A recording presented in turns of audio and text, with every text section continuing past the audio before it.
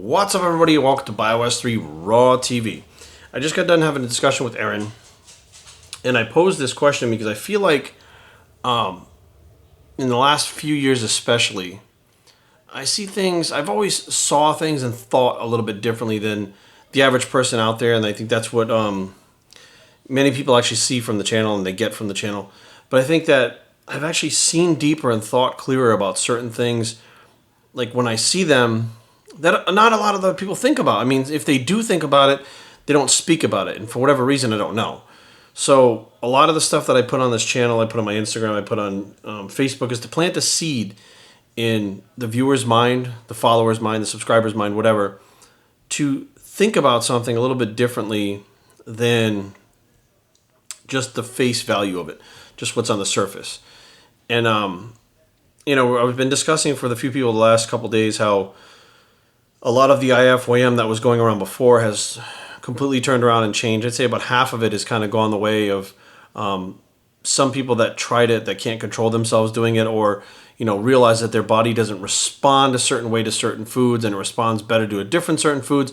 You know, I've seen a big change in the last couple of years. When I first got into YouTube, it was all about a calories a calorie, and you had these young guys that were getting shredded, eating all these things, and it was you know, basically it didn't fucking matter. And I know that the allure to that was eat your junk, eat your cake, you have your cake and eat it too and still get shredded. I get it. And you get some people that do it, but more than not, more people can't do it than can do it like that. And it became a battle of science and bro science, which the bro science is all about the, I feel like a light bulb went out up there. The bro science is all about stuff that probably science hasn't proven yet. It's just kind of a theory that the bros have, and science is based on science. And the IFYM crowd was very science-based, and it was science, science, science. Science doesn't lie. Science explains everything. Science is constantly evolving and learning, but science is the key to understanding fat loss, to understanding muscle growth, to understanding how foods work, all these things. Science. Calories a calorie, and science says so. Everything was science, science, science when I started getting into this. And something interesting happened, right? I've done a few recomps on here. Build muscle, lose fat at the same time, which people say is impossible. Some of the science guys like Ian McCarthy, who would say that you have to be in a caloric deficit to lose weight or a caloric surplus to gain weight, have now come out and talked about recomping, which is losing fat and gaining muscle at the same time. And it is a phenomenon that actually occurs. Has happened plenty of time with my clients over and over again. Can I explain it to a T scientifically? No. Nobody can, because it hasn't been studied. And unless every single disease on this entire planet is wiped out and we have no problems left, there's really no need for science to study how that happens. It's not needed.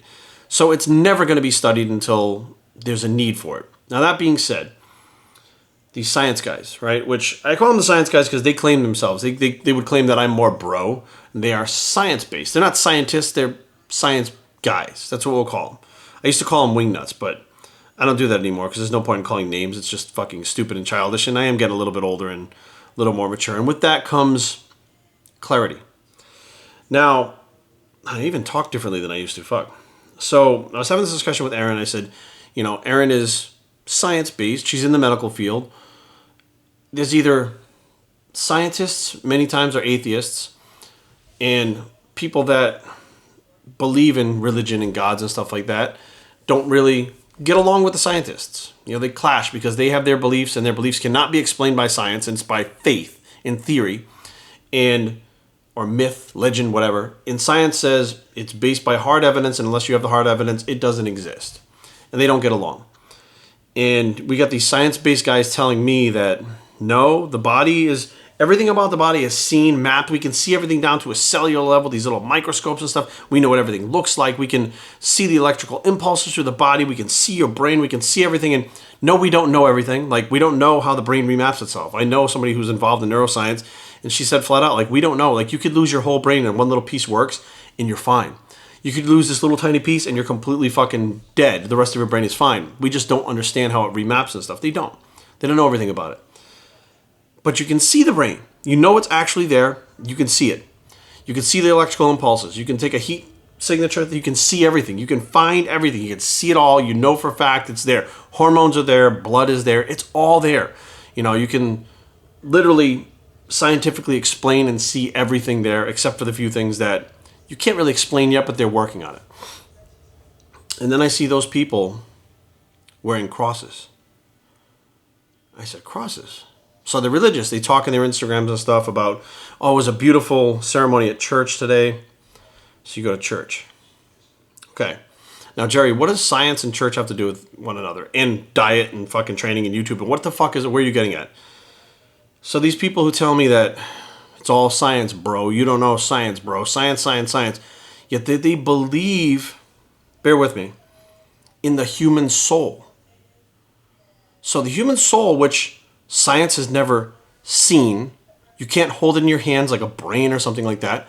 There's nothing that's actually taken a picture of a human soul where they can say this is the human soul. Science does not have any information about the human soul, but you're all science-based. But then you believe that the soul exists because you believe the soul ascends to your God, right? And you're going to sit at the right hand of it. So you believe that there's a soul.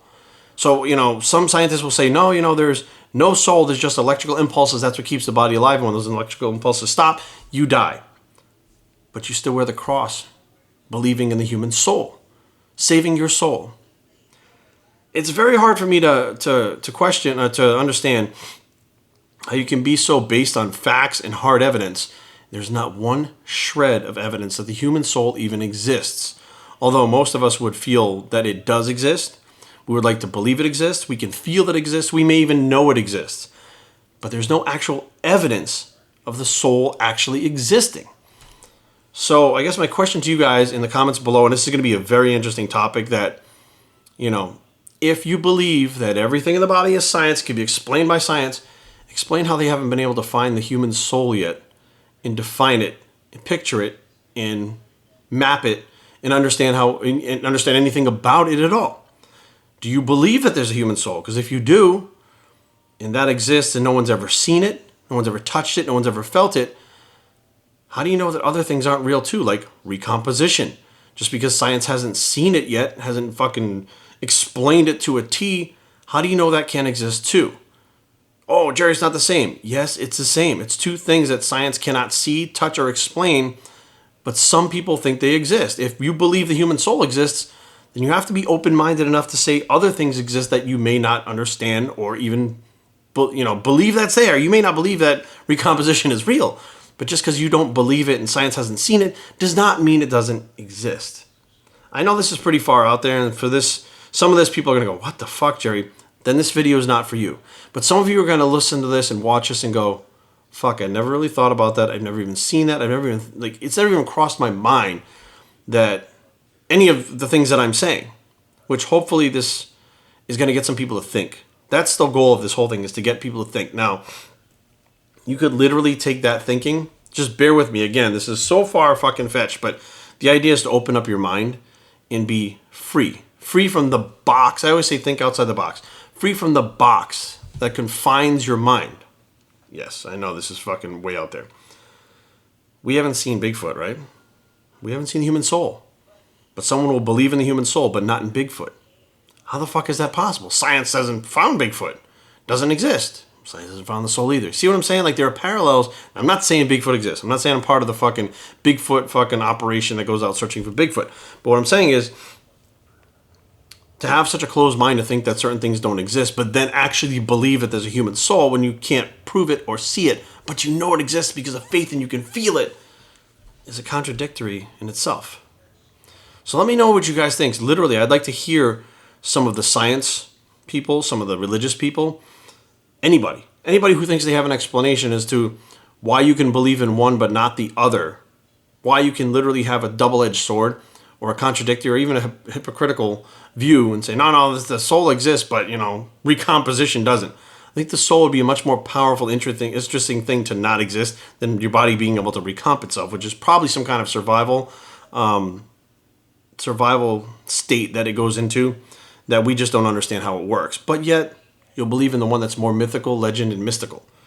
Interesting, right? I think it's interesting, but, maybe you guys will think it's fucking retarded, but these are the type of things I'm thinking about, like, lately, and I don't know why I'm going in these directions and thinking like this, but I'm getting tired of just literally looking at things on the surface and thinking, oh, there's nothing more to it because science says this. There's nothing more to it because so-and-so said this on YouTube.